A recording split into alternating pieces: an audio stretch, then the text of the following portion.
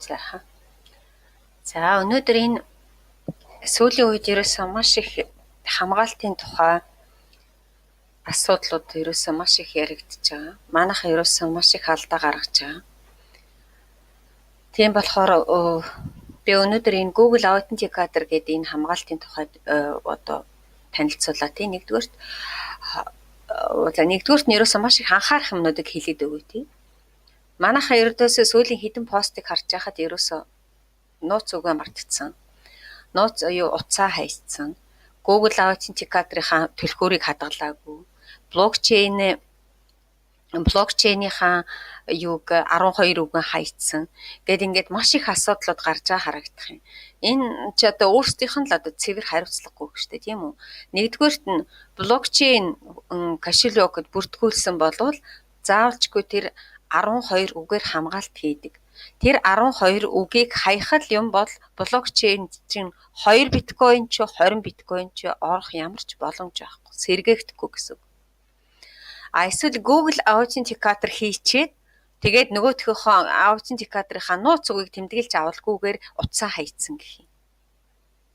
Тэгвэл зарим сайт нь сэргээдэг, зарим сайт нь ерөөс сэргээж өгдөггүй. Тэгэл дахиад л нөгөө жоохон хураас юм хаалдана. Тэгэл ердөөсөө би ингэж хэлээд байгаа штэ. Компьютер утас болвол та нарын юу бишээ. Найдвартай бол биш. Утсаа хаяна, хулгайд алдна. Компьютер ямар нэгэн байдлаар вирустэд одоо бүх файлууд устгагдана. Тэгэхээр одоо юундаа ичээд идэм би ерөөс ойлгодоггүй. Маш их том тэмдэглэлийн дэвтэр дээр зузаахан шиг бүр жижигийг хайчаад идэм бол. Зузаахан шиг тэмдэглэлийн дэвтэр дээр өөрийнхөө бүх сайтнуудын нууц үгийг Google аккаунтынхаа Authenticator-ынхаа нууц үгнүүдийг түлхүүрийн блокчейнийхаа түлхүүрийг ердөөсөө бүх л хэрэгтэй юмнуудаа ямар нэгэн одоо бирж дээр хүртэл одоо алдчихад хамгийн сүүлийн юу хүртэл нөгөө гүйлгээ хүртэл асуудаг. Тэгээд ерөөсөө бүхэл юмнуудаа тэмдэглэлийн дэвтэр дээр бичиж авах хэрэгтэй. Нэг заавалж үгүй цаасан дээр. Тэгтээ бүр жижигхэн нэг муу цаасан дээр дэвтрийн цаасан дээр бичээд хаях биш.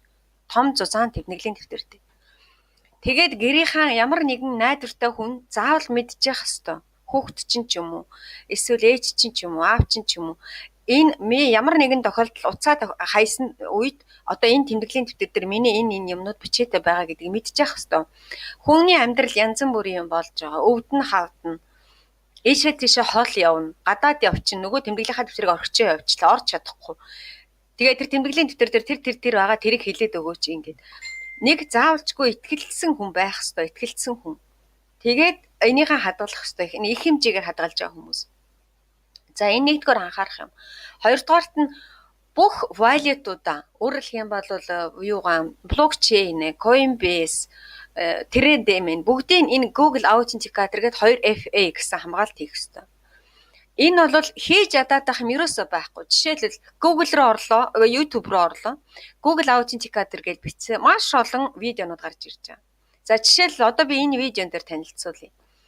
Энэ ямар ч сайт руу ороход энэ two step verification гэсэн юм байж байгаа. За тэгээд нэнгүүд чинь энэ QR код энд нэг 6 оронтой тоо бичих байгаа. Энээс өмнө гар утсан дээрээ энэ Google Authenticator гэсэн юг одоо яг ийм тэмдэгтэй байгаа. Ийм тэмдэгтэй. Энүүнийг гар утсан дээрээ ийм app татаад авчих хэрэгтэй. App. За ингэж татаж авчаад тэгээд одоо дараагийнх нь энэ хүн ингэж бүр айгүй сайн тайлбарлсан байна. Ингээд цаашаа явлаа. Тийм одоо ямар нэгэн сайтад орлоо гэхэд за ингээд гараад ирж байгаа. За тэр Google app татчаад энэ app-ийнхаа энэ QR кодыг юу яана гэсэн үг. Нөгөө юугаараа камераараа сканер чинь гэсэн үг. За тэгээд янгууд энэ юун дээр чинь энэ хараа штрих код гэд гараад ирж байгаа. За энэ хараа энэ ингээд харж байна. Штрих код. За ийм 6 оронтой тоо гарч ирдэг. Энэ 6 оронтой тоог нь энд бичнэ. Энд. Тэгэхдээ хамгийн гол нь нэг юмсан анхаарах хэрэгтэй. Гар утсандаа Google аккаунтаар ячаад өөрөө Google аккаунт руугаа орсон байх хэвээр. Хэрвээ Google аккаунт руугаа ороогүй байвал эн чинь ажиллахгүй гэсэн үг. За ингээд энэ хардаа энэ two step verification on гэвчихсэн юм аа. Инхээр энэ сайт бол энэ юугаар хамгаалалт Google-ээр ингээд хамгаалалт хийцэн байна гэсэн. За цааш нь одоо энэ дээр энэ видеон дээр бас нэг юм сайн тайлбарлаад өгөөд. Энд нэг юм одоо жишээлбэл өвөл хаврын цаг одоо хүмүүс цагаа урагш нь хойш нь болгодог шүү дээ. Европын зарим орнууд ингээд цагаан дээр үед Монголд бас урагш нь хойш нь болгодог байсан. Тэгээд цагаан урагш нь хойш нь болгонгууд нөгөө цагны чинь зөрөө гарчдаг гэсэн. Тэгэхээр заавалчгүй цагны синхронизац гэдэг нэг юм хийх ёстой. За одоо энэ хүн энэ дээр ингээд сайн тайлбарлаж өгнө. За хаана харагдаж. За энэ хараа энэ дээд талын одоо сайн ажиглаарай. Энэ дээд талд 3 цэг байгаа. Одоо жишээлбэл сая ингээд энэ 3 тоогоо бичих гэсэн чинь энэ 6 тоогоо бичих гэсэн чинь энэ дээр код 6 оронтой тоо чинь биш байна гэдэг байгаас нэг бодох үед гэдгээ болохгүй байна гэсэн. Тэгвэл хараа энд нэг 3 цэг байгаа. За энэ дээр дарлаа. За цаашаасаа хараарай. За энэ настройка settings гэдэг байгаа англи хэлэн дээр. За энэ хардаа коррекци времени для кодов гэж байгаа. Энэ. Ийм нэг юм англиар бичсэн байна. За ингэ цааш нь хараад явъя. За энэ дээр дарна.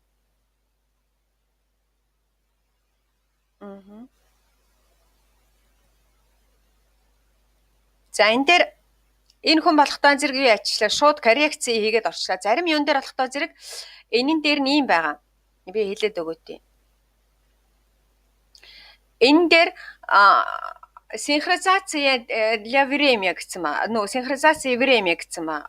Юу дата гэсэн маа. Тэрийг ингээ синхронизация хийчихнэ.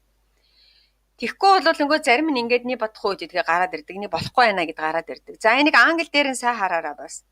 Англи хэл дээр бол. За энэ дээр энэ тайлбарлаж яаг үгүй хараад тий. Цагийн. За.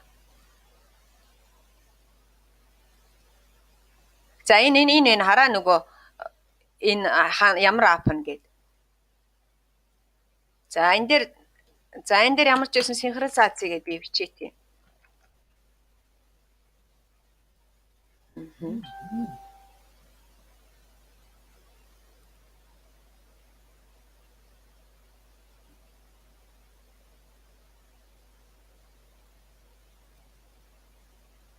Тэр ингээд бүр ингээд бүх юмнуудыг чи ингээд тайлбарлаад өгсөн баа.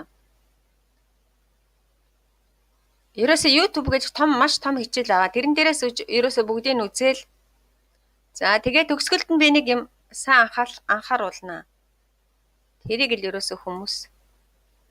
Энэ үеж гин. За энэ үеж гин. Энэ нэг юм байж байгаа data время гэсэн англиар бичсэн баа. Энэ data veracity гэдэг.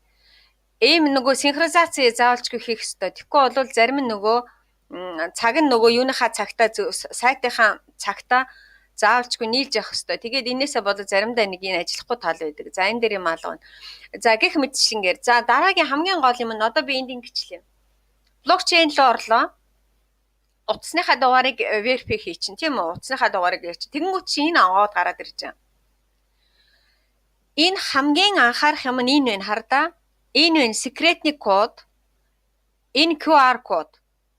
Энэ хоёрыг Google Authenticator хийхээс өмнө зургийг нь аваад хадгалдаг.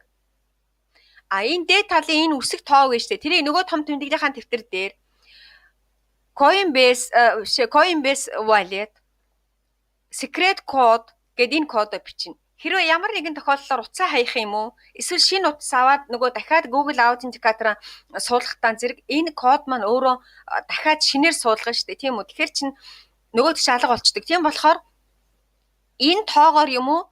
Энэ QR кодоор сэргээдэг. Энийг мартаж болохгүй. Хэрвээ энийг хайчих юм бол Google Authenticator шиг сэргэхгүй. Тэгээд л бөөн ажил болно.